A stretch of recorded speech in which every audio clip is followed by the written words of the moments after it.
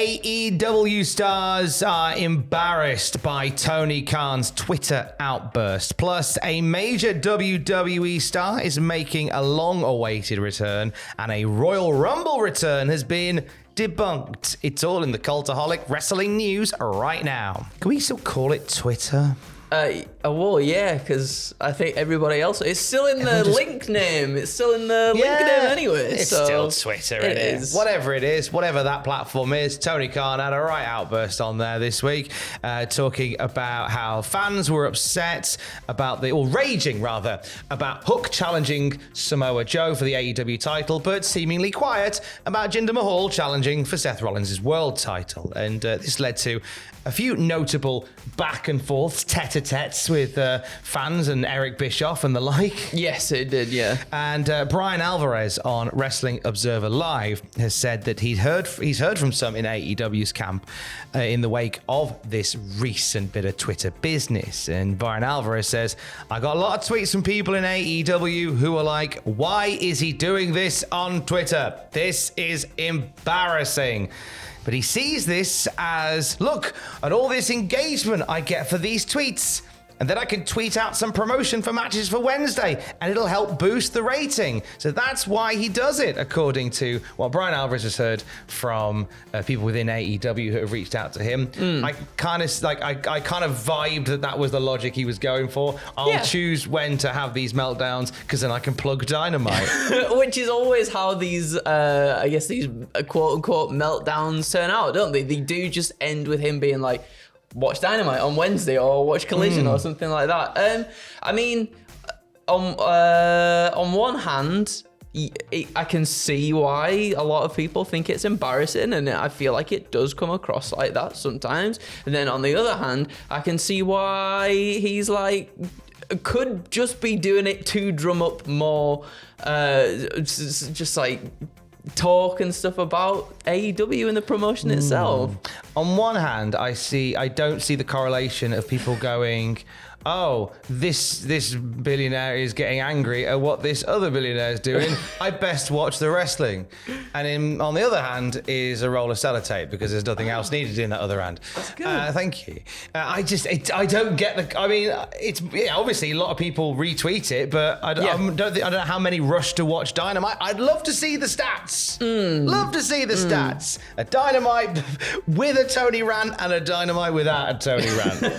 Ooh, if the number's up there, hey, to quote Douglas Adams, I'd rather be happy than right. There you go. Let's head over to New Japan, where we could see a bit of an exodus incoming. Yeah, so obviously recently we've been talking about Tama Tonga and everything, and this comes from the Wrestling Observer. They say Tama Tonga has said that he's leaving New Japan after his contract expires at the end of the month. Several other foreigners are looking at doing that as well. For all the reasons noted last week, it's going to be harder and harder for New Japan to keep top foreign talent because of the huge discrepancy in pay between New Japan with the likes of WWE and AEW. The price tag is going up for a lot of big names, and there's some really big contracts that are being negotiated now and some big money being thrown around, and New Japan may find themselves in a situation where they're not able to keep up with that. Yeah, and we've got people like Zack Sabre Jr. on the New Japan roster as well, and I wonder if 2024 is a time where he starts looking at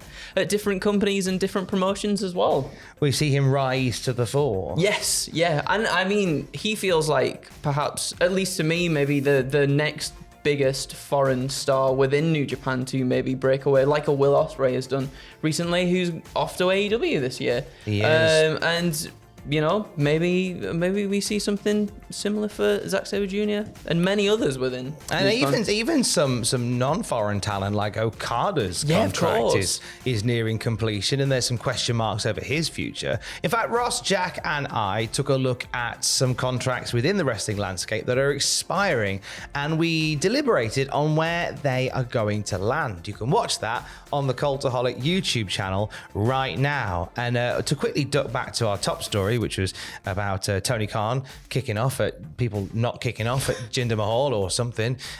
We thought we were long overdue taking a proper look at the title reign of Jinder Mahal. So look out for that on Saturday. We do a deep dive into 2017, the year that Jinder Mahal, out of nowhere, with in whiplash-inducing fashion, went from jobber to WWE champion. Was it all bad? Was. We'll talk about it proper tomorrow. Hey, a return on the horizon after a long time away. This has been mentioned in the Wrestling Observer by Dave Meltzer this afternoon. Not only is Xavier Woods due back soon, he took some time off in November to recoup from numerous injuries, but we're expecting to see Sheamus back in the next few weeks. It's been ages since we saw Sheamus. It was back in the summer. He faced Edge in what would be Adam Copeland's last WWE match. It feels so long ago. I'm genuinely, I've been missing big old Shamo. Yeah, me too. And I'd love to see him back. And I mean, obviously, you might have said something recently about what his future plans could be, or what at least he's looking towards when he returns to WWE. He certainly has. So he hasn't been quiet. He was recently on Virgin Media Sports Stories chatting about things, and he said that his goal when he gets back is the Intercontinental title, the one accolade in WWE he has not won. He went on to say that his IC title match with Drew and Gunter should have gone on last at Mania. He said, I should have main evented WrestleMania. It stole the show at WrestleMania. Nothing came close match-wise. The match that me, Gunter, Drew had, I knew that was always going to be the case. I was so close to winning the IC title at Mania. It just got away from me. Jack the Jobber has highly praised that match. In the last 12 months or so, well, actually since April, really, it's less than 12 months, on the Matches of the Month podcast. A brand new episode of that drops on the Cultaholic podcast feed on Sunday, where Jack looks back at the best matches of December and then decides the best matches of 2023. Ooh. And I know throughout the year, if you've been listening to Jack's podcast on the Cultaholic Wrestling podcast feed, that Intercontinental Triple Threat has been the number one match of the year since April. And I mean, it was a tremendous match as well. Yeah. I would have loved to have seen that headline too. Obviously, there was a lot of big storyline based stuff, and I mean, that was, that still had its roots in storyline and story for Sheamus wanting to capture the title that's eluded him in his career this far. Obviously, we had all the Bloodline stuff as well that headlined both of the shows there. But man, like in terms of the match and the work within the match itself, it does feel like it should have been higher up there. Should have been. And maybe that is where Sheamus heads straight for, because it seems like the Brawling Brutes have just quietly gone their separate ways. Someday life will find you. Because we've got Butch and Tyler Bate back together, Bab. Rich Holland's NXT? being Yorkshire on NXTs these days. So I guess Sheamus is going to come back and be a lone wolf. And I would like to say, I was thinking about this as well, because I was like, ooh, I'd love for the IC title to elevate somebody else who's not quite at that level yet, like Ludwig Kaiser or Ilya Dragunov when he finally does move up to the main roster or something like that. But then I'm like, man, Sheamus also deserves it too, because he's been around having banger matches for years at this point, like always being at the highest caliber, and I feel like he deserves a little bit of something. Yeah, it's an interesting one. Hey, should Sheamus stop Gunter's IC title reign? Let us know down below. We spoke the other day on this very illustrious news YouTube channel about x-pac being spotted at the Performance Center ahead of a run-in at the Rumble. Well, x-pac himself, Sean Waltman, has had a little chat about that online. Yeah, so on Twitter, he commented on reports that he was training for the Royally Rumble. He said, I can still go at the drop of a hat, at least for a few minutes. I can do all my kicks except the one in the corner, and I can do that again with a few weeks training.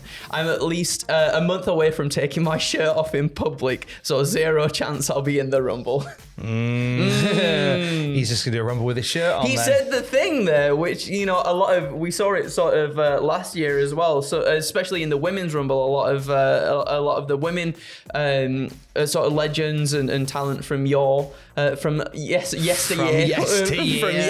coming back.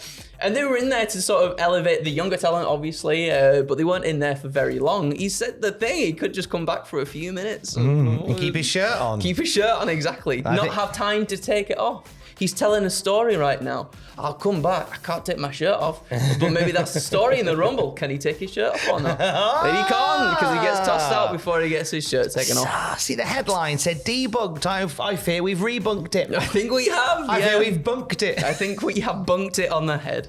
That bunks the news on the head. Thank you for bunking with us. There'll be more wrestling news throughout the weekend at cultaholic.com. Keith. I love you. Bye.